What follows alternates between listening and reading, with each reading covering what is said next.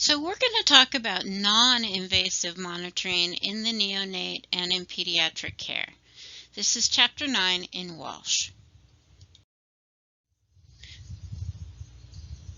So a few things to talk about first. Monitoring of the neonatal and pediatric patients is essential during each phase of the disease process, from outpatient clinic to emergency room to intensive care unit.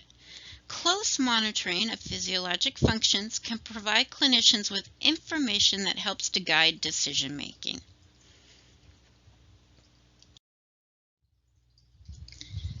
Fundamental monitoring.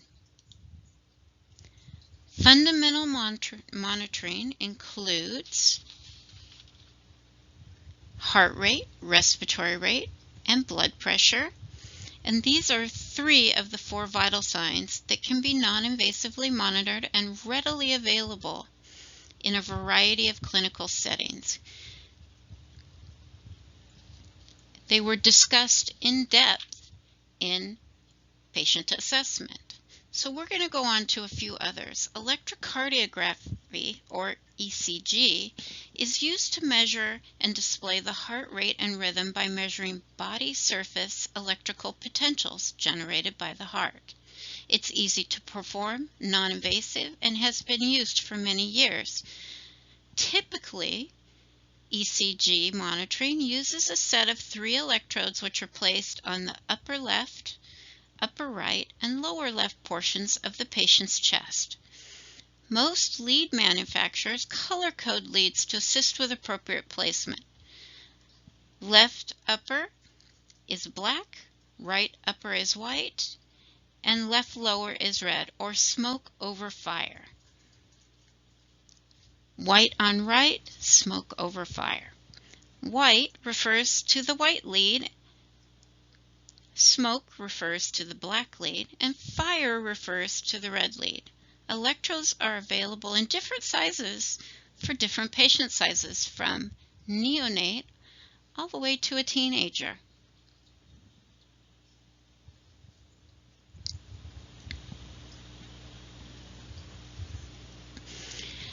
Electrocardiography starts to resemble an adult pattern at about 3 years of age.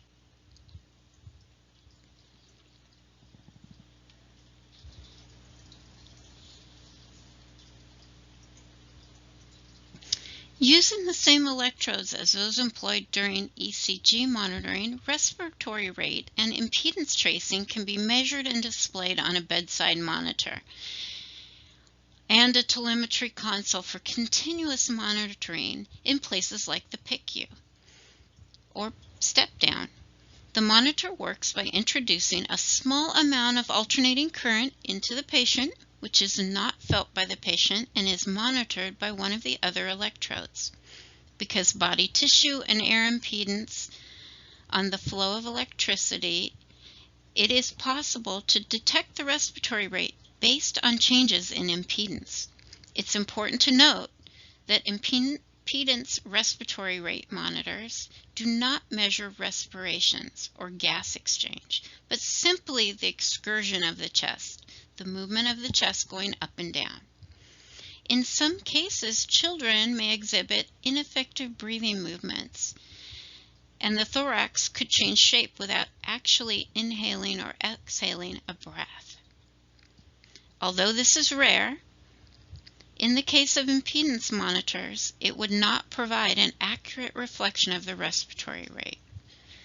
We're going to talk about something called an end-tidal CO2 monitor later in this discussion that's better at showing actual movement of air in and out of the chest.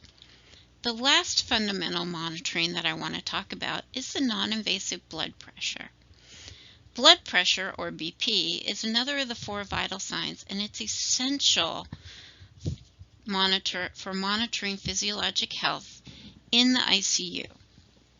Although it's not a direct measurement of cardiac output, blood pressure can be used with caution as a surrogate for cardiac output, along with the proper assessment of heart rate, perfusion, etc. It's therefore invaluable that we watch increases and decreases in blood pressure, because either too high or too low of a blood pressure can be life-threatening. Close BP monitoring is therefore necessary for mechanically ventilated children, particularly the most severely ill.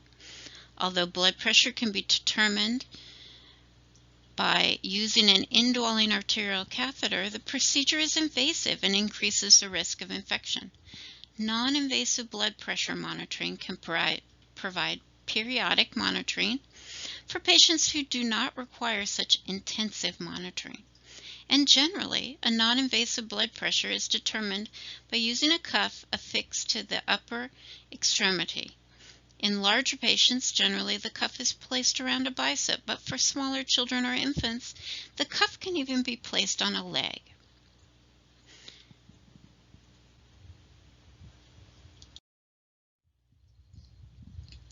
Next, we're going to talk about pulse oximetry, which most of you will be familiar with.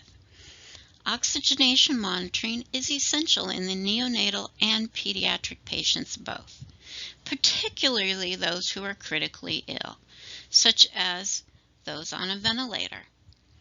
Hypoxemia, reduced blood oxygen content, can lead to tissue and end organ damage, brain damage, and developmental delays and even death. Conversely, too much oxygen or an elevated blood oxygen content can cause retinopathy of prematurity, and long-term exposure to elevated concentrations of oxygen can cause chronic changes in pulmonary tissue or even fibrosis. First, let's talk about how a pulse oximeter works. Oxygen is carried in the blood in two forms: bound and dissolved. It's either bound to hemoglobin, which is 98% of the blood, the oxygen. The remaining 2%, a very small portion, is dissolved in the plasma. Hemoglobin, if you remember, binds with oxygen in the pulmonary circulation, and then it is released at the tissue level for use. The saturation concentration of oxygen in the artery, or SaO2, is related to that which is dissolved in the plasma, P(a)O2. This relationship and its modified response to pH, CO2, and other factors is described as the oxyhemoglobin dissociation curve. Pulse oximeters measure the relative concentration of oxyhemoglobin to total hemoglobin in the pulsatile arterial blood. A pulse oximeter sensor has two light-emitting diodes, or LEDs, that function as light sources, and a photodiode that measures the amount of light from the LEDs. One LED emits red light, and the other emits infrared light. The sensor is placed over a translucent part of the body, such as a finger, toe, or earlobe. As the light from the diode passes through the blood and tissue, some of the light from both the red and the infrared diodes is absorbed by the oxyhemoglobin. The photodiode then measures the amount of light that passes through the body without being absorbed. Because oxyhemoglobin, or hemoglobin bound with oxygen, and deoxyhemoglobin, hemoglobin not bound with oxygen, absorbs significantly different amounts of light, the proportion of the oxyhemoglobin expressed as a percentage is determined.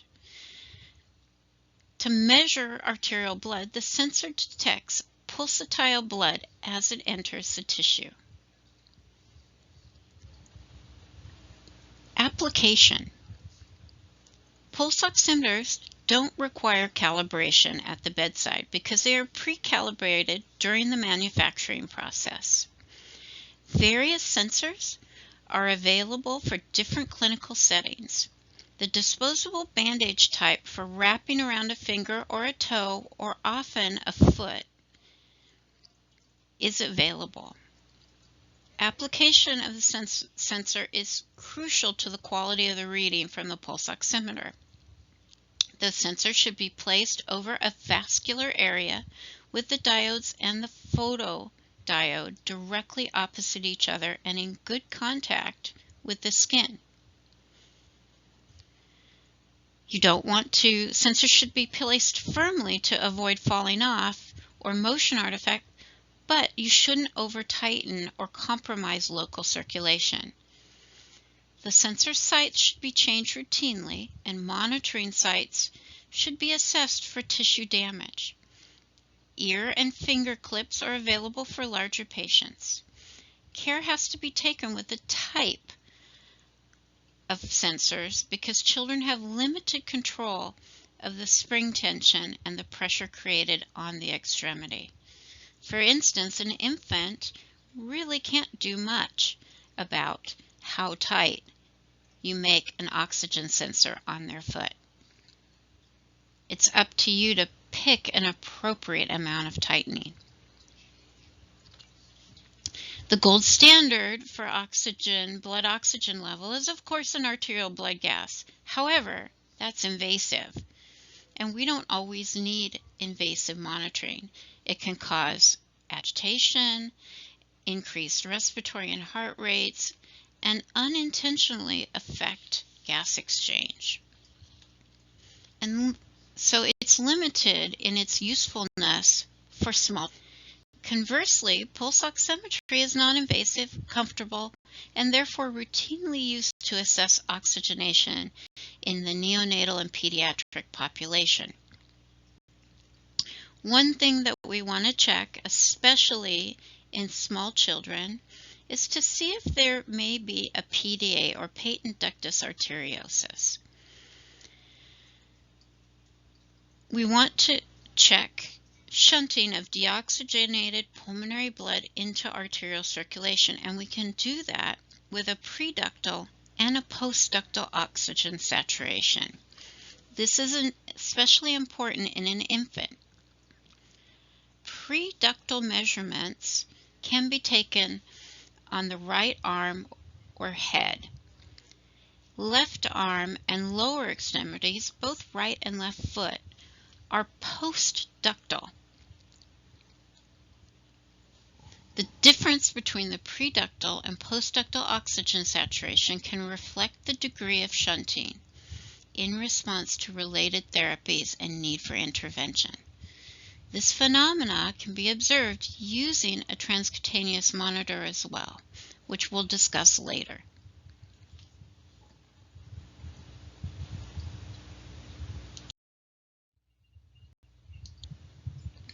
This shows a pulse oximeter wrapped around an infant's foot. This shows a pulse oximeter wrapped around an infant's hand. Either place is appropriate. Some of the limitations of pulse oximetry and things you need to consider when you're using it, especially when you get called to a bedside to see if it's working. So, motion artifact. If a small infant or small child is moving around a lot, there can be motion artifact.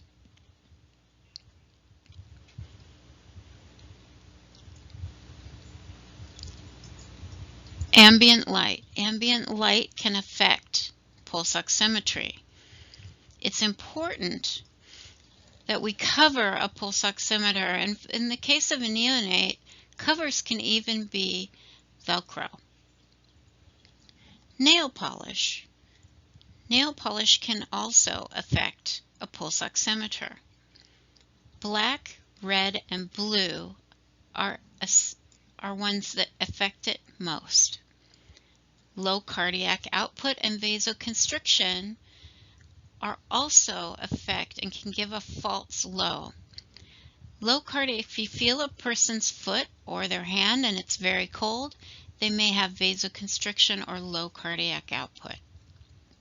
Hypothermia. If your patient is under the normal temperature, which is pretty frequent in small children and neonates, it can affect how well the pulse oximetry reads. It may not read at all. And a pulse oximetry isn't built to detect too much oxygen. Its top reading is 100%, and it will read 100% whether the PaO2 is 80 or 800. So it isn't great for detecting too much oxygen in neonates. And we also need to talk about carboxyhemoglobin or carbon monoxide. Carboxyhemoglobin is another important limitation. Most pulse oximeters, there's a few that will look at a CO level, but most pulse oximeters combine oxyhemoglobin and carboxyhemoglobin. Therefore, in subjects with suspected carbon monoxide inhalation, a pulse oximeter will yield a percentage of hemoglobin with bound gases, not specifically those bound with oxygen. Caution should be exercised when interpreting pulse oximetry data with patients with suspected inhalation injury, such as those that were in a house fire.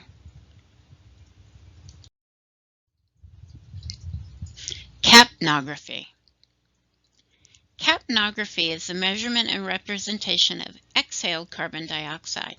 Capnography uses a non-invasive airway adapter or specialized nasal cannula, as well as a dedicated monitoring device to measure exhaled partial pressure of carbon dioxide, or PCO2, the total volume exhaled CO2 per unit of time. This technique is especially useful during mechanical ventilation because it can provide clinicians with important information about ventilation.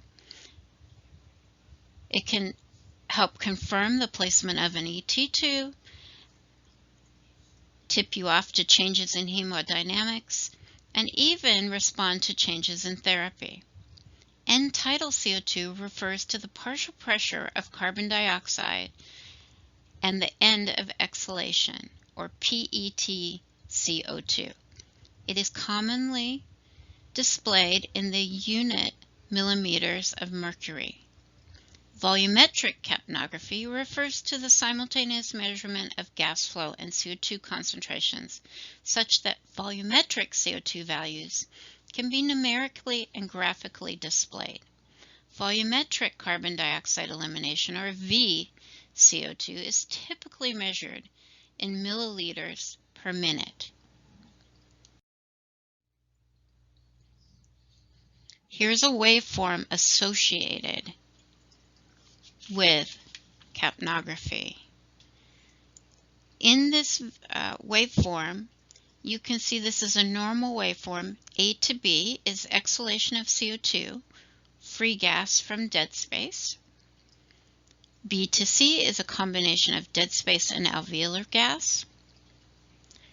Exhalation of C to D, exhalation of mostly alveolar gas or alveolar plateau. D is the end point, CO2 exhalation at the maximum point, and D to E is the inhalation of CO2 free gas. Principles of operation include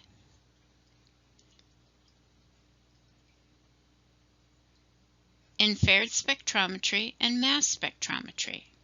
Infrared spectrometry is based on the fact that infrared light is strongly absorbed by carbon dioxide. Mass spectrometry uses an electric beam that ionizes gases. The resulting particles are then deflected, emitting a specific wavelength by which the concentration of gas can be determined. Infrared spectrometry allows for real-time, continuous measurement and a display of a PCO2 with a delay time of about 1/4 of a second. Mass spectrometry is also accurate but has a delay time of 0.1 to 80 seconds. It takes a little longer. In addition, it's expensive and not as portable, and therefore we don't see it used too much at the bedside. We're going to talk about the difference between mainstream and side-stream capnographs, and I'll show you a picture of both. Side-stream capnographs analyze continuously, aspirate a small sample of gas through a small tube to the analyzer, and can be used during mechanical ventilation and spontaneous breathing. Bedside side-stream monitors are primarily used for infrared spectrometry, although some do use mass spectrometry. However, the narrow tubing can become occluded with mucus or water, causing inaccuracies. In addition, infants with very small tidal volumes can contaminate the sample line with fresh gas. It's important to choose the correct adapter given a patient's size and gas flows. Mainstream capnography is used primarily during mechanical ventilation, with placement at the proximal end of an ET tube. This method uses infrared spectrometers.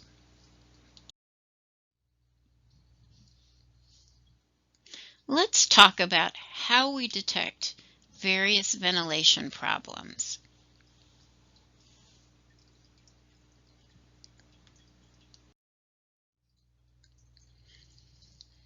Figure 9.7 from Walsh, Chapter 9, shows the effect of rebreathing carbon dioxide on the capnograph. Note that the inspiratory level does not return to zero.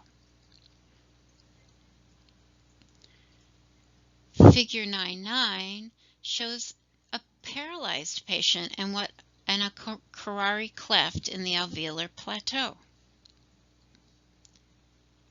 Figure 9.8 shows a sloping alveolar plateau, which is representative of airway obstruction. Figure 9.10 shows the stair effect on the descending limb of the capnograph, indicating a potential pneumothorax. And in Figure 9.11, you can see cardiogenic oscillations in synchrony with an ECG signal that we talked about earlier.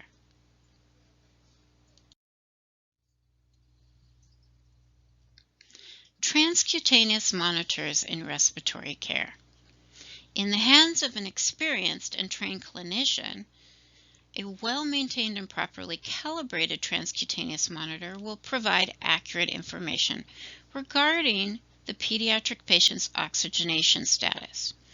Transcutaneous measurement of the partial pressure of oxygen, or PTCO2, and carbon dioxide tension, PTCCO2, are invaluable to the pediatric respiratory patient. Some of the differences between pulse oximetry and transcutaneous O2. Accuracy. Pulse oximetry is very accurate. Transcutaneous is only as good as the person using the device. For hypoxemia detection, pulse oximetry works well. Transcutaneous, again, it's very dependent on this patient and their skin. For pulse oximetry, there is no calibration required, while transcutaneous monitoring needs to be calibrated. Pulse oximetry is easy to use, and transcutaneous is pretty difficult. Some limitations that exist in both.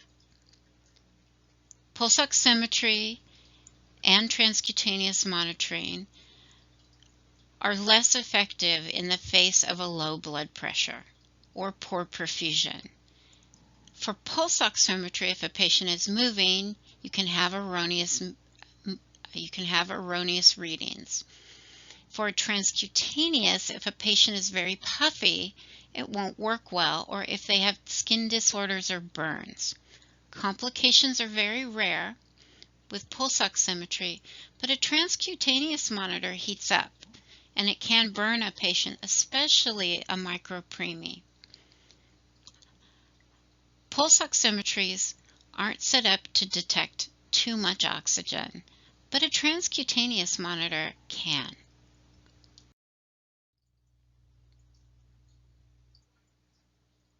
Transcutaneous measurements of PO2 and PCO2 require a heating element built into the sensor to improve the gas diffusion in the skin.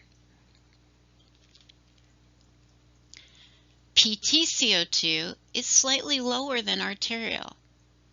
PtCCO2 is slightly higher than arterial.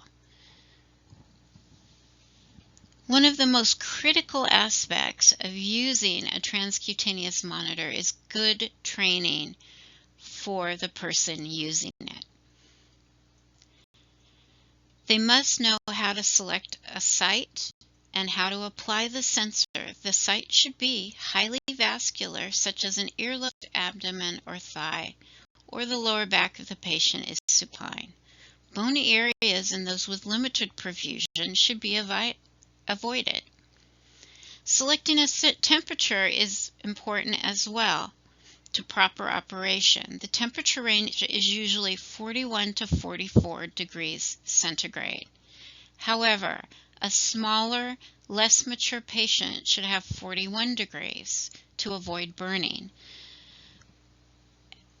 If the transcutaneous monitor isn't reading well, you may want to increase how many degrees is applied to the skin in order to increase perfusion to the skin. A higher temperature may be needed or those with thicker skins. Sites should be changed every 4 hours to every 12 hours.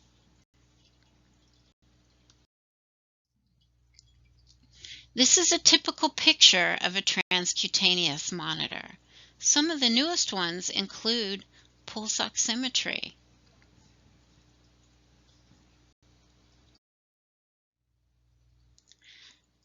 Limitations, which we've started to talk about, are it's labor intensive. It takes time to obtain a measurement. It has limited use in cardiopulmonary resuscitation, airway obstruction, or apnea detection. And changes in perfusion of the skin can severely affect the readings. Some new technologies include a combination of both oxygen saturation, or TCCO2, the best of both worlds. The last thing we'll talk about is colorimetry. There's both direct and indirect colorimetry, but indirect is used more frequently with patients on a ventilator. Colorimetry is a measurement of the gas exchange and the determination of the energy expenditure by the patient. Gas exchange refers to the volume of oxygen that is consumed by the patient, or oxygen consumption, VO2, and the volume of carbon dioxide produced by the patient, VCO. Resting energy expenditure, or REE, is generally defined as the amount of energy required in a 24-hour period during which the body is performing minimal activity, typically expressed as kcal per day. The determination of a patient's REE, appropriate energy prescription and intake, can reduce the risk of overfeeding and underfeeding, which is important in our very tiny ventilated patients.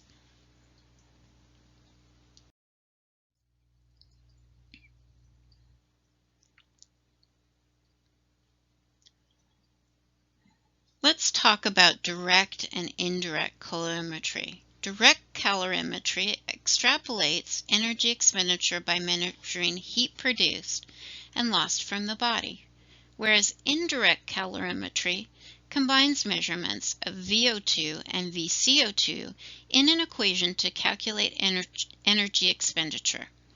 Most energy expenditure reports contain results for VO2, VCO2, REE, and a respiratory quotient.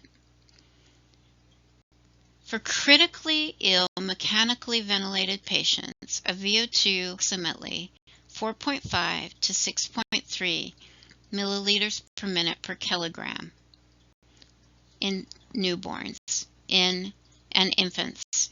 In children that are older, it usually is 2.7 to 4.5 milliliters per minute per kilogram. And in very large teenagers, ones that are almost adult size, it is 1.6 to 2.5 milliliters per kilogram per minute.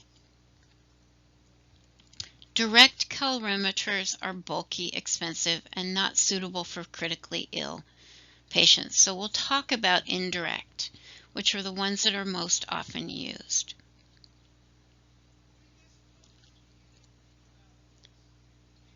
The open-circuit indirect calorimeter measures the volume of consumed oxygen and eliminated carbon dioxide. To accomplish this, inspiratory and expiratory gas concentrations are measured with an O2 sensor, typically a galvanic cell, and a CO2 sensor, typically a non-dispersive infrared sensor similar to that used in EtCO2, but with greatly improved accuracy.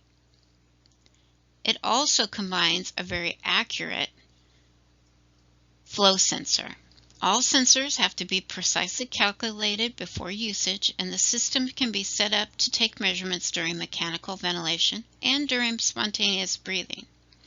During mechanical ventilation, some systems use a sensor placed at the airway, similar to the end-tidal CO2, whereas others require multiple connections.